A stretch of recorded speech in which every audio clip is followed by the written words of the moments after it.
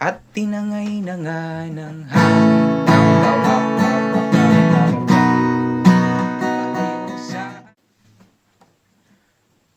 Magandang araw sa inyong lahat. Ang aaralin natin ngayon ay kung paano ba gitarahin ang kantang Akala Ko'y Langit by Shackle. Napakagandang kanta and kakakita ko lang yung female version cover niya and naisipan natin gumawa ng tutorial. So, mag-start tayo kung paano ba ang strumming pattern. So, ganito lang. Madali lang siya. Down, down, down, up, up, up, down, up, down, up. Yun lang. Again, slower. Down, down, down, up, up, up, down, up, down, up. Yan. Tuloy-tuloy natin. Down, down, down, up, up, up, down, up, down, up, down.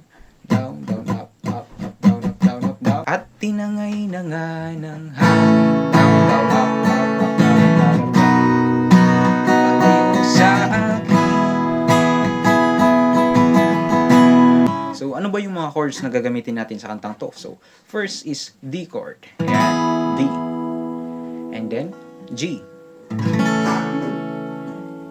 Next, A.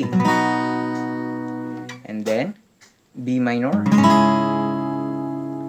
And then, F sharp minor.